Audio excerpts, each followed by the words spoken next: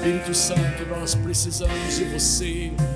Queremos te conhecer mais e mais. Abra os nossos olhos, Espírito.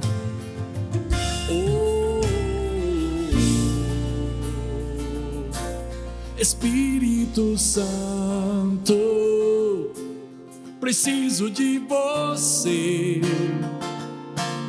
Espírito Santo, quero te conhecer. Diga a Ele: Espírito Santo, nesta noite, inunda o meu ser com a tua glória, com tua glória e com o teu poder.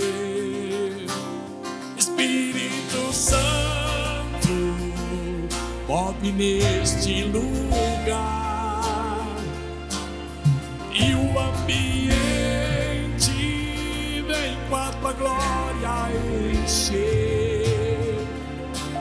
Espírito Santo, vem nos avivar os nossos corações,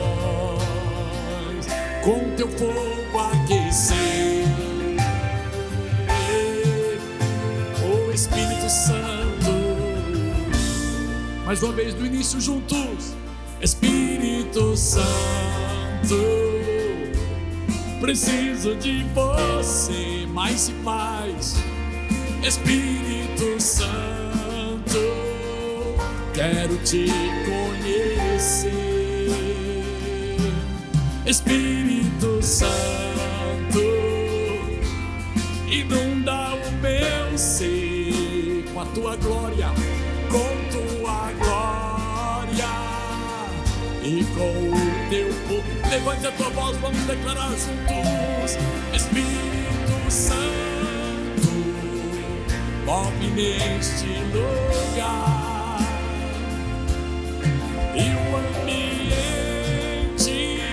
vem com a tua glória encher.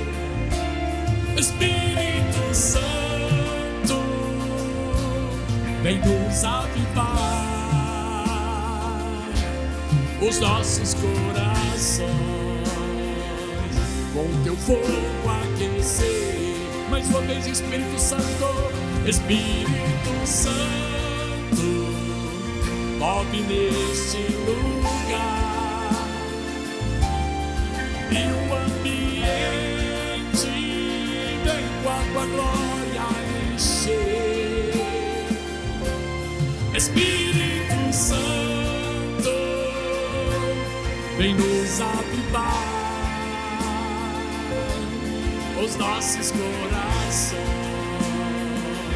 com teu fogo aquecer. Derrama sobre nós os teus dons, Espírito. Derrama a tua unção sobre o teu povo. Derrama o seu amor. Vem comigo, igreja.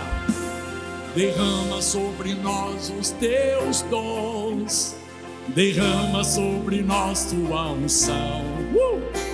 Derrama sobre nós o teu amor, Espírito Santo.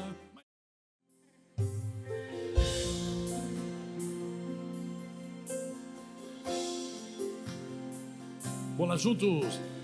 Deus fará um caminho para você onde ainda não se vê condição ou possibilidade alguma.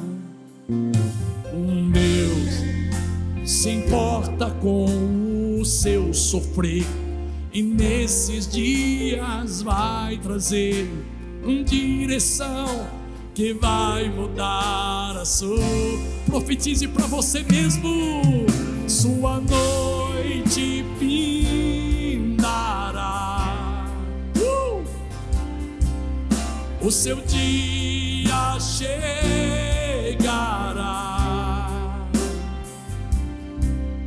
O milagre que você espera acontecerá.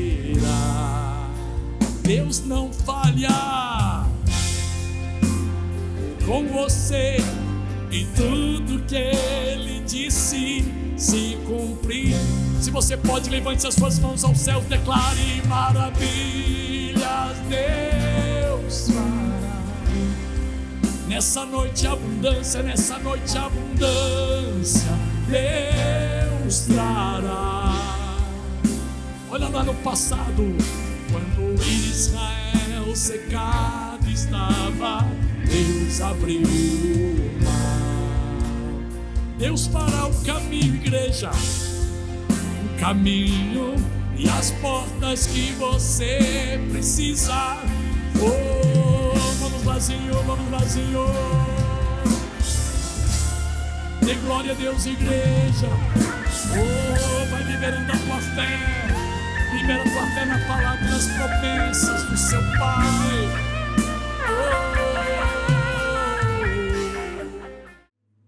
Filipenses no capítulo 3, no versículo 13, diz assim a minha tradução. Versículo 12: não estou dizendo que já obtive tudo isso, que já alcancei a perfeição, mas prossigo a fim de conquistar essa perfeição para a qual Cristo Jesus me conquistou.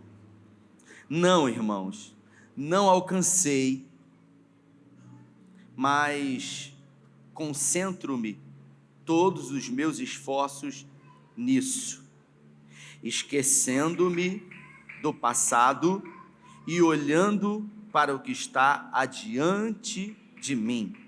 Prossigo para o final da corrida, a fim de receber o prêmio celestial para o qual Deus nos chama em Cristo Jesus. Eu vou repetir o versículo 13.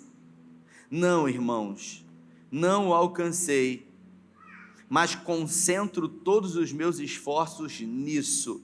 A tradução Almeida diz: esquecendo-me das coisas que para trás ficam, prossigo para o alvo da soberana vocação em Cristo Jesus. Feche os seus olhos. Senhor, essa é a tua palavra, e nessa noite, em graça, pedimos que o Senhor fale conosco, que o Senhor tenha liberdade na nossa mente e no nosso coração, e que essa palavra, que é poderosa, porque ela é tua, ela é vida, ela é remédio, ela é martelo, ela é lâmpada, ela é bússola, possa nos alcançar e promover uma metanoia dentro de nós. Essa é a nossa oração e convicção em Cristo Jesus. Se você crê, diga amém. O tema da nossa conversa de hoje é ponto de virada, e eu queria um pouco da sua atenção para que a gente pudesse construir aqui juntos um raciocínio. Paulo, ele fala aos filipenses que, apesar de já ter vivido muito, apesar de já ter acertado muito diante de erros que ele cometeu no passado, uma coisa ele decidiu fazer, que é se esquecer das coisas que para trás ficam e prosseguir para um alvo da soberana vocação em Cristo Jesus. E eu queria construir dentro da nossa conversa de hoje justamente o ponto principal onde Paulo fala esquecendo-me, ou seja, deixando para trás as coisas que no passado aconteceram.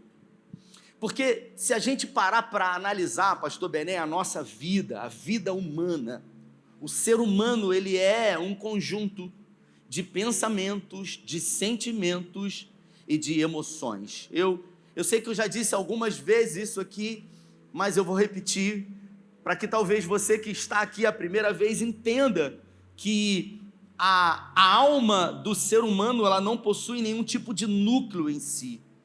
Diferente de uma fruta que dentro dela, na maioria das vezes, possui um núcleo ou um caroço, dentro da alma humana não existe absolutamente nada. Na faculdade de psicologia, me lembro que na época a professora, ela ilustrou a alma humana como uma cebola. E ela disse, a cebola ela tem aquela casca primária, que normalmente é muito crocante e faz barulho, e quando você tira aquela, você tem a primeira camada carnuda. E se você tirar a primeira camada, você tem a segunda. Se você tirar a segunda, você vai à terceira. Se você tirar a terceira, você vai à quarta. E se você tirar todas as camadas da cebola, dentro da cebola não existe nada. Porque a cebola, ela é a construção de camadas. Assim como eu e você somos o conjunto de atravessamento que sofremos, de relacionamentos bons e ruins que vivemos. Nós somos um conjunto de pensamentos, de sentimentos e de emoções. Nós não temos uma alma. Tem gente que tem uma alma. Eu tenho a minha alma, eu tenho uma... Não, você não tem uma alma. A Bíblia fala em Gênesis que Deus soprou, né? Ele fez o homem do pó da terra, soprou em suas narinas e fez alma vivente. E fez. Você tem um corpo. Você não tem uma alma, você é uma alma. Ontem estava num velório, estava diante de um corpo e dizia para os irmãos, a querida irmã fulana não está mais aqui, porque ela não é um corpo, ela é uma alma. E a alma já está no Senhor, porque ela partiu no Senhor. E aí, eu entro na questão, por que Paulo disse, esquecendo-me das coisas que para trás fico?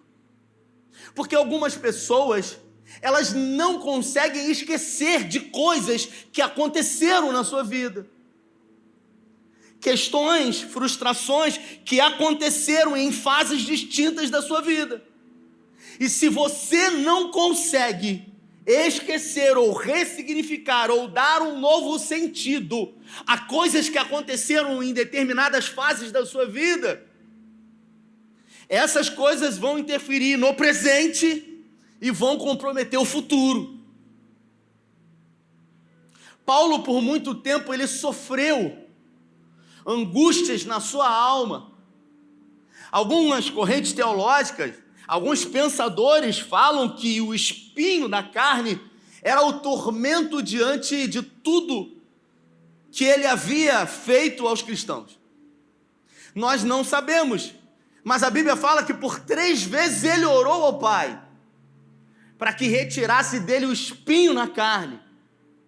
Mas diante das grandes revelações que a ele havia sido dado, Deus disse para ele, Paulo, o meu poder se aperfeiçoa na sua fraqueza, ou seja, continue se esvaziando, porque quanto mais você se esvazia de você, mais de mim você vai ter. E aí, eu penso que alguns personagens bíblicos, eles não conseguiram esquecer das coisas que para trás deveriam ter ficado, como por exemplo Mical. Mical foi uma mulher que a Bíblia retrata a amargura dela, diante daquilo que o pai fez, diante do que Davi fez, diante de coisas que pessoas fizeram a ela, e que ela não teve a oportunidade de decidir no primeiro momento. E a Bíblia fala que Paulo, ele começou mal, mas ele terminou bem. Então nós conhecemos pessoas que em momentos da sua vida viveram frustrações, decepções, amarguras, mas que elas conseguiram ressignificar. Eu, há algum tempo atrás, fiz um velório de uma pessoa que conheci bem de perto e que foi salva por Jesus, pastor Bené, mas que levou consigo na mochila uma amargura de alma muito grande por coisas que haviam sido feitas na sua vida em um determinado momento. Ah, mas ela aceitou Jesus, essa pessoa, não importa, porque Deus, ele sempre trabalha em parceria. E eu queria falar hoje sobre um personagem bíblico que eu confesso que me identifico muito com ele. A minha história, ela, de alguma forma, ela ela atravessa a história dele, sabe? E esse personagem bíblico foi um personagem bíblico que está no Antigo Testamento, no livro de Juízes, no capítulo 11. Mas ele também é descrito no Novo Testamento, em Hebreus, no capítulo 11. Esse personagem bíblico que eu vou falar sobre ele hoje é considerado um herói da fé. Repita, herói da fé. Um herói da fé. Mesmo Juliano sendo um herói da fé, esse personagem bíblico não conseguiu ressignificar as questões da sua vida. E pelo fato de não conseguir dar um novo sentido, ele levou com ele na mochila existencial muita dor, muito sofrimento. Não precisa abrir, mas eu vou ler e acompanhar junto com vocês. Juízes no capítulo 11, a partir do verso 1 diz assim: Jefité era um guerreiro valente e corajoso.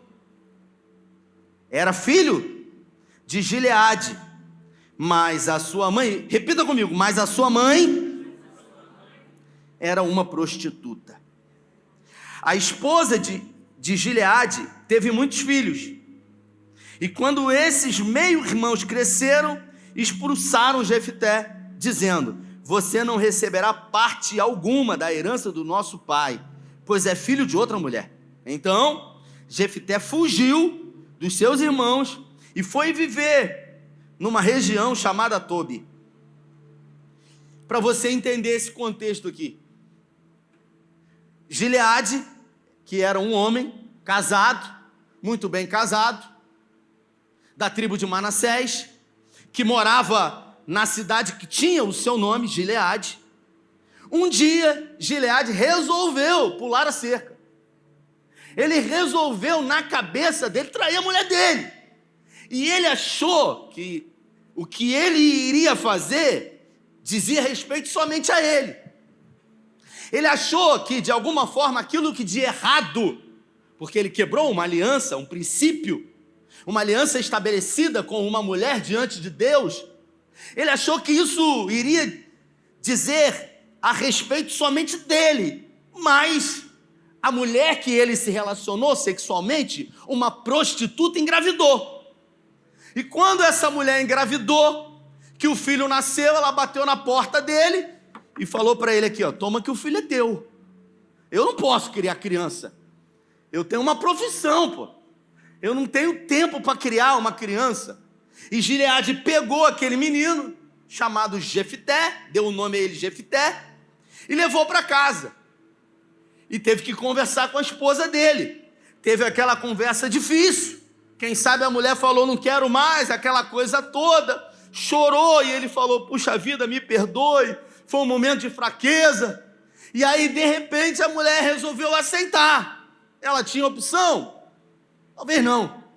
Segundo a cultura judaica, difícil. O fato é que Gileade já havia tido outros filhos com essa mulher. E aí eu quero que você imagine uma criança de fora que foi fruto de um adultério sendo criada com outros filhos. Como que esse menino não sofreu? Ele provavelmente sofreu exclusão. Ele sofreu todo tipo de abuso ali com a madrasta. Porque o texto nos faz entender justamente isso. Porque quando o pai morreu, a primeira coisa que fizeram foi expulsar ele de casa. Dizendo, você não é filho da nossa mãe. Você é filho de uma prostituta. Você não terá direito a nada da herança. E aí eu pergunto para você, Jefité, ele pediu para nascer naquela família? Não. Simplesmente ele veio ao mundo. E por vir ao mundo naquela família, naquela circunstância, ele foi marcado para sofrer. Então ele sofreu todo tipo de abandono que você possa imaginar. Porque se ele tivesse nascido numa família estruturada, tudo seria diferente. Ele não escolheu ser filho de Gileade. Ele não escolheu ser filho de uma prostituta. E enquanto criança, pessoas decidiram por ele. E a ele só sobrou sofrer. todo tipo de sofrimento que uma criança que não sabe nem o que é a vida ainda, por conta de escolhas dos outros, até o momento em que o pai morreu e ele foi expulso dali, foi colocado para fora. Ele nunca foi parte. E ao ser colocado para fora, ele foi para uma região chamada Tobi, uma aldeia, um distrito da Síria. E ele logo se juntou com vadios, com bandidos daquela região. Só que a Bíblia fala que ele era valente. Ele se tornou um guerreiro valente. E por que a Bíblia fala que ele se tornou um guerreiro valente? E quais são as qualidades de um guerreiro valente? Alguém que é um guerreiro valente é alguém que tem coragem, que tem disposição, que é resiliente. São as características naturais de alguém, pastor Bené, que sofreu e sofreu muito. Porque as frustrações da vida, elas têm por característica principal na vida do indivíduo torná-lo resiliente. A psicologia diz que crianças que recebem superproteção é infinitamente mais danoso a elas no futuro, a longo prazo, do que as crianças que sofreram um abandono. Porque as crianças que sofreram um abandono são crianças que de alguma forma desenvolvem a capacidade de não esperar por ninguém, de ter uma iniciativa própria, de ter atitude, ousadia, coragem.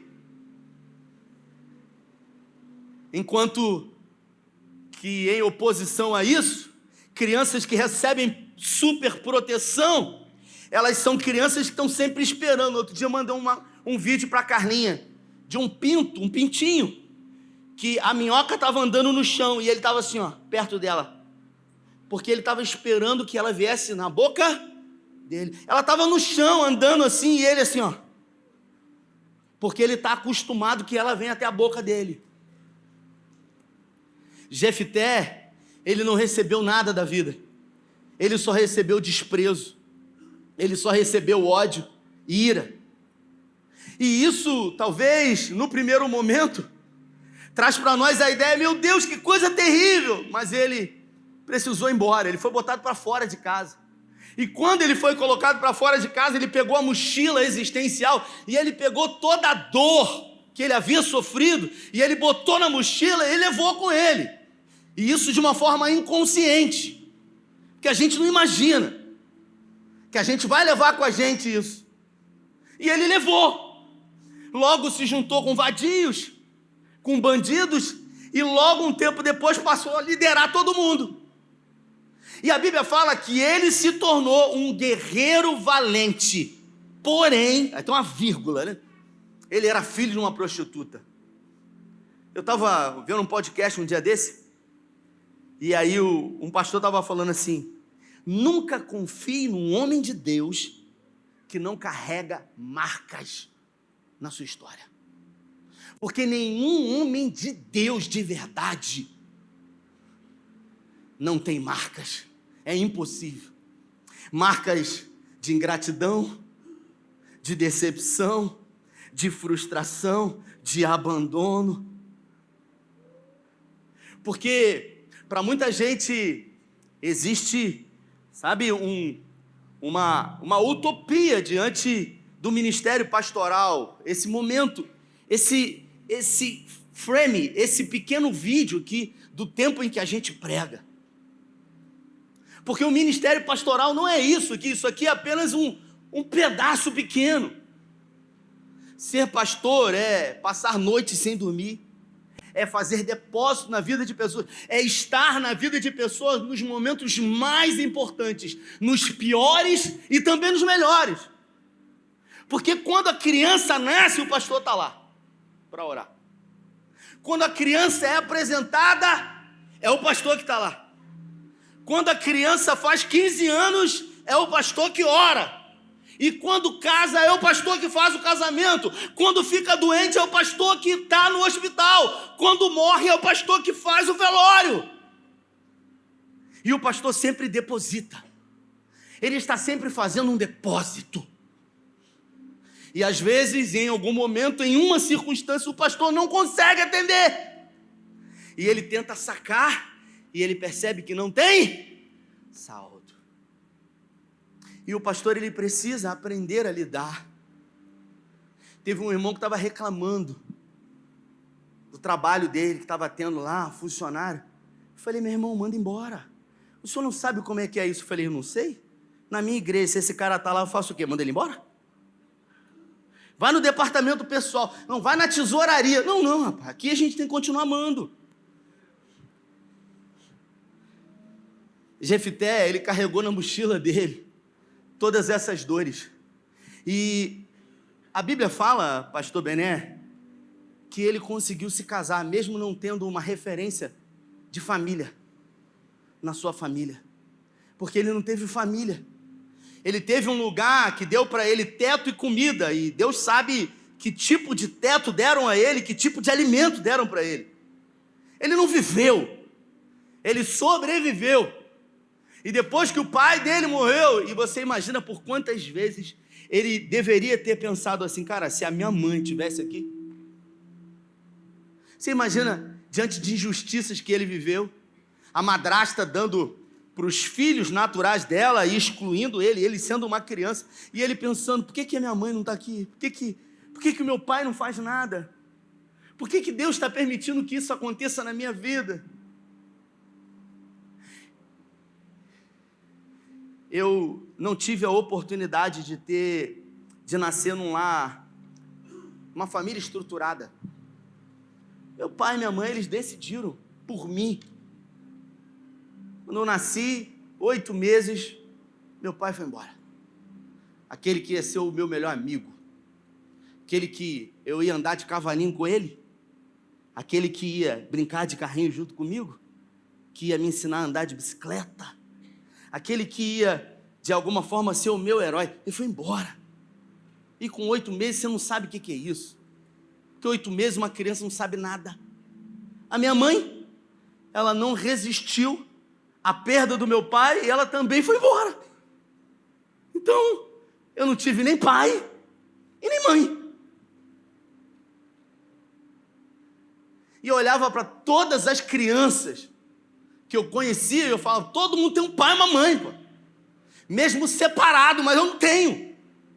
Eu falava assim, cara, por que Deus permitiu isso? Cara, será que Deus existe mesmo? Porque se ele existisse, porque o salmista diz que ele é bom, mas se ele fosse bom, ele não permitia isso. Pô. Que Deus é esse bom, que ele permite coisas ruins com pessoas que não pediram para nascer. Pô. Foi o que aconteceu com Jefté. Sofrimento. E quando você passa por isso, um tipo de abandono que a psicologia fala no grau mais elevado, é natural que se desenvolvam algumas coisas na sua alma. Alguns complexos de inferioridade, baixa autoestima, pena de si mesmo, autocomiseração. Porque as marcas que são produzidas pela vida e pelas escolhas dos outros, elas te alcançam. Só que Jefté, a despeito de estar com a mochila cheia, pesada, de toda a dor que ele trazia, ele decidiu avançar, mesmo carregando a mochila, pastor Fonseca. E avançando, ele conseguiu uma família, e ele foi pai de uma menina. Ele teve uma filha, e essa filha foi a maior alegria da vida dele. O contexto mostra para nós que essa menina era a maior alegria da vida dele. Ele prosperou. Ele foi abençoado por Deus. O contexto nos faz ter a certeza que, a despeito de tudo o que havia acontecido na vida dele, Deus não havia abandonado Jefté, porque ele foi abençoado por Deus. E ao ser abençoado por Deus, ter uma família, mesmo não tendo uma referência, ele passou a ser referência. Ele foi um líder, porque as frustrações forjaram ele. Assim como o fogo purifica o ouro, as frustrações, elas nos purificam. elas afinam o nosso caráter.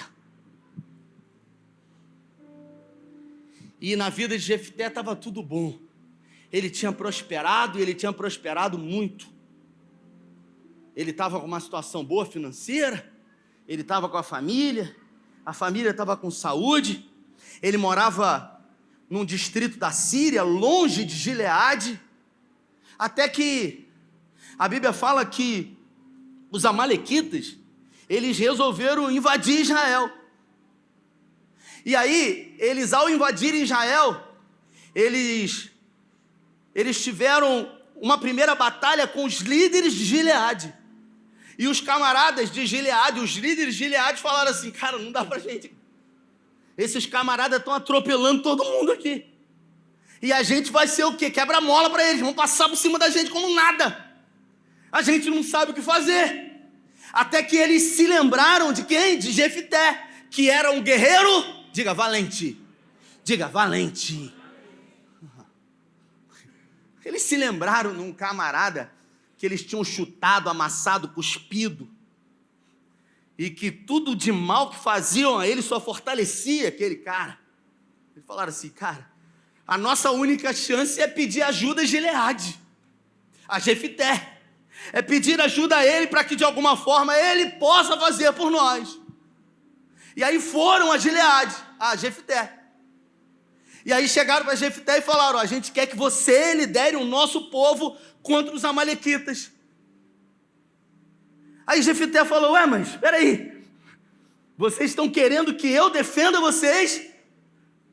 Quando no passado vocês não me defenderam, quando a minha família fez aquilo que fez comigo. É isso mesmo que eu estou entendendo? Vocês querem que eu defenda vocês, só que na minha vez vocês não me defenderam. É quando o mundo dá uma volta e a gente fala assim, gente, meu Deus, aquela volta do mundo que a gente fala assim, cara, que loucura.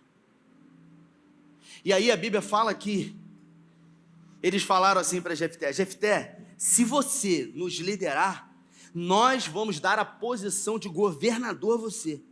Você será o nosso juiz. Jefté foi o 9º juiz da nação de Israel. Quando ele viu essa oportunidade, Fonseca, de se tornar juiz da nação de Israel, ele falou, cara, agora chegou a honra de Deus na minha vida. Porque até agora foi vergonha, no que diz respeito à minha família. Eu nunca tive ninguém por mim. Ele dizendo, se não sou eu mesmo, descruzar o braço e ir para cima, e avançar, eu não tenho ninguém. E eu me lembro que o meu primeiro tênis,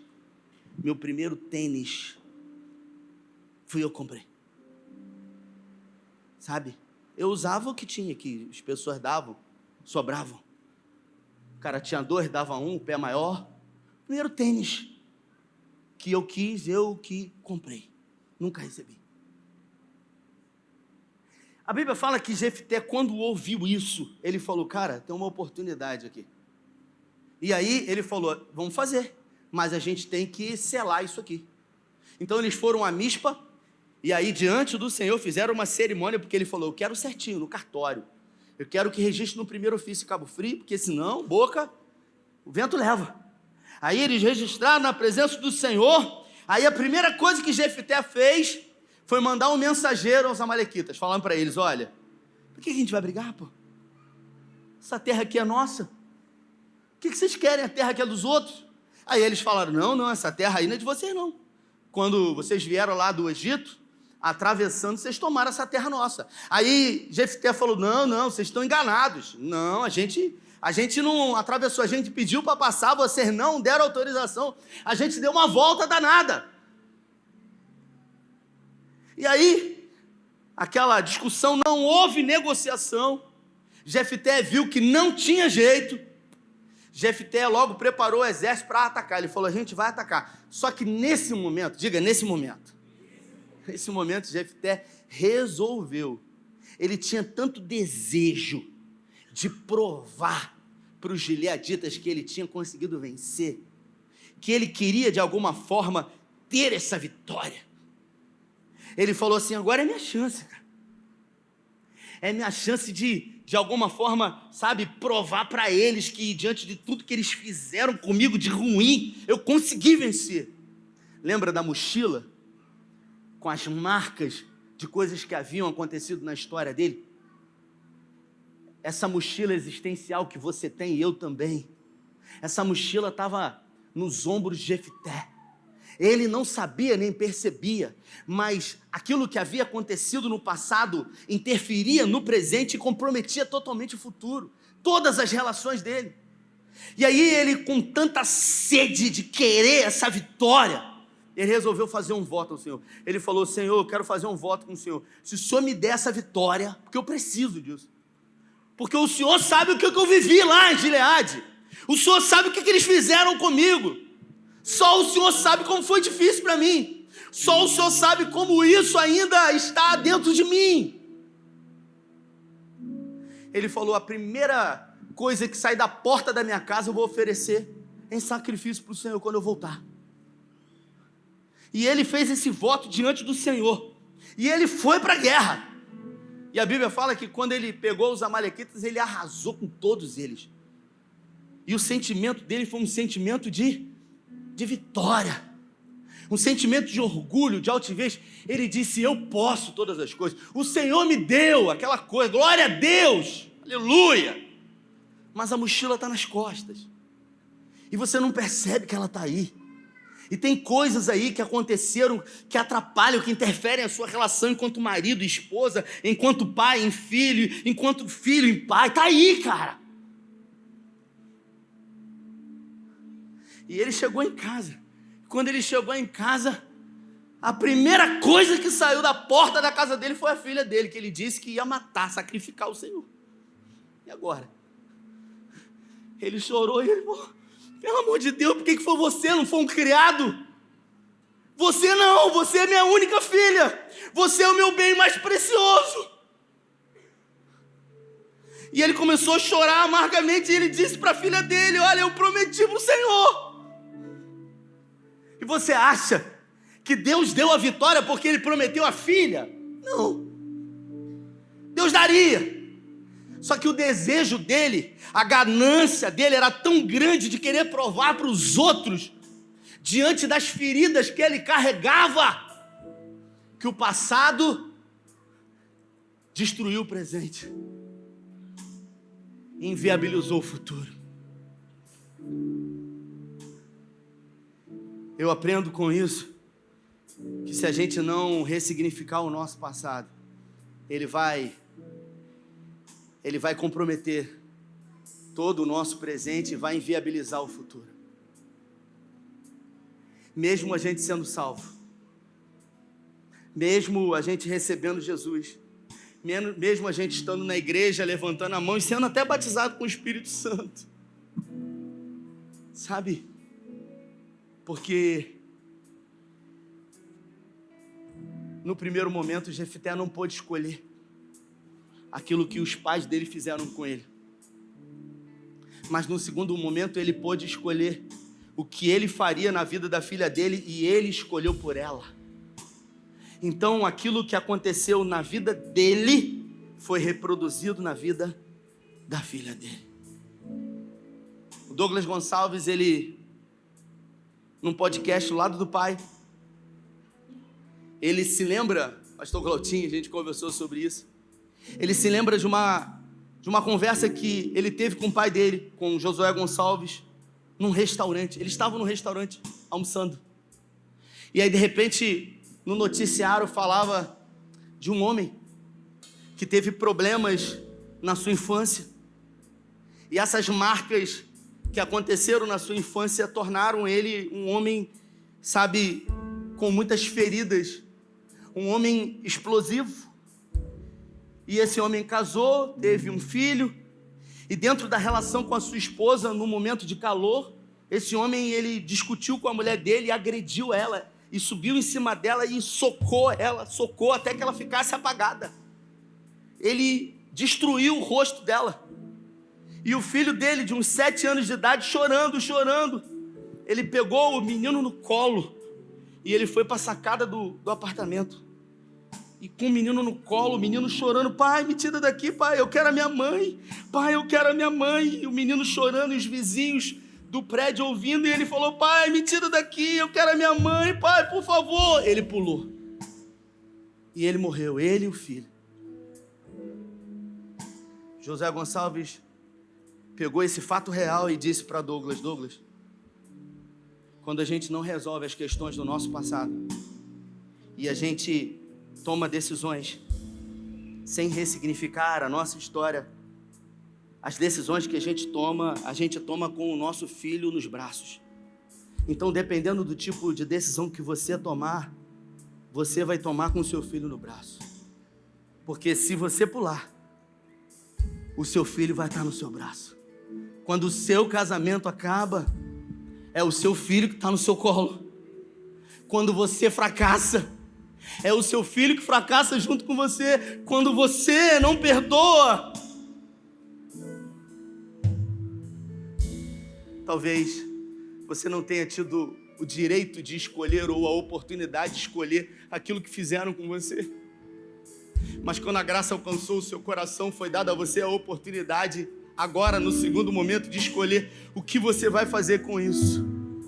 Mas às vezes a gente continua carregando essa mochila e a gente não se dá conta de que existem lembranças ali, existem sentimentos e raízes de amargura profundas que a gente a todo momento tenta fugir.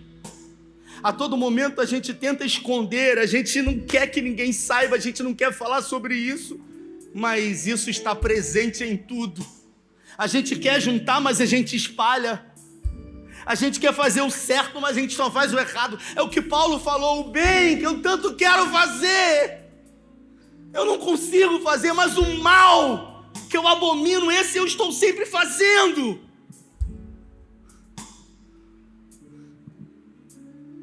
Eu me lembro do meu sogro. Ontem a gente velou a irmã dele, a última irmã viva. E eu me lembro do meu sogro, pai de Carlinha, que me discipulou. E ele falava a vida inteira para mim. Discipulou porque viu que eu já ia entrar na família. Comecei a namorar a filha dele. Ele falou, vou ter que discipular esse rapaz aqui. Quando eu cheguei lá, desmaiado, né, cara? A bermuda aqui no meio da... Camarada, que é o que com a minha filha? Se eu não der uma discipulada nele, como é que vai? E ele falava sempre para mim assim, meu filho, a gente só tem uma chance. Porque se a gente errar, já era. A gente precisa fazer o que é certo todo dia. A minha mãe que me criou, porque Deus sempre coloca alguém, sempre. Minha mãe que me criou, ela sempre dizia para mim, errou, confessa. Errou, confessa, se arrependa, volte atrás, peça perdão. Os líderes, os irmãos aqui, Glautinho sabe disso. Quando às vezes acontece alguma coisa, eu já falo, perdão, me perdoa, meu irmão, me perdoa. Porque no que depender de mim, eu tenho paz com todos. Eu quero orar com você, porque eu creio que Deus colocou essa palavra no meu coração. Ela está desde ontem queimando no meu coração, porque Ele trouxe você aqui para ouvir. Então eu queria que você se colocasse de pé. Se essa palavra falou com você e você entende que você precisa, sabe, que você precisa trocar o fardo com Jesus, você precisa se aliviar dessa bagagem, você precisa, de alguma forma, que o Senhor, Ele intervenha na sua história, que Ele arranque essa raiz de amargura que está atrapalhando o seu presente e comprometendo o seu futuro. Se você quer sair dessa sacada com o seu filho no colo, se a angústia ela tem de alguma forma carcomido você e você quer dar fim a tudo isso, quero dizer para você, não pule.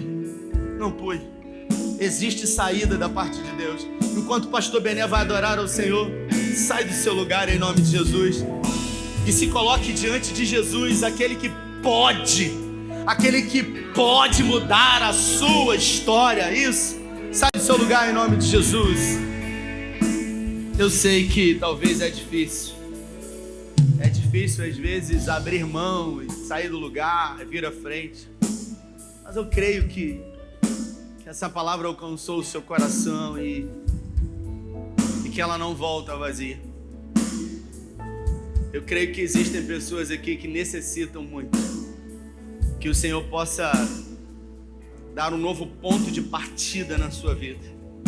Que hoje possa ser um marco de um novo início. Que aquilo que foi feito a você não pode mais ser reproduzido, mas o pior é às vezes o que a gente faz com isso. Ressentindo todos os dias. Utilizando isso às vezes, sabe, para nos vilipendiar, e ao olhar para nós mesmos a gente se fragiliza, a gente é roubado de nós mesmos. Bota a mão no seu coração. Pai, é no nome de Jesus. Espírito Santo de Deus, meu amigo, eu quero pedir que nessa noite o Senhor possa sondar cada um dos corações que estão aqui. Toda raiz de amargura possa ser arrancada no nome de Jesus. Que da mesma forma como o Senhor foi com Davi, que o Senhor seja com cada uma das pessoas que estão aqui.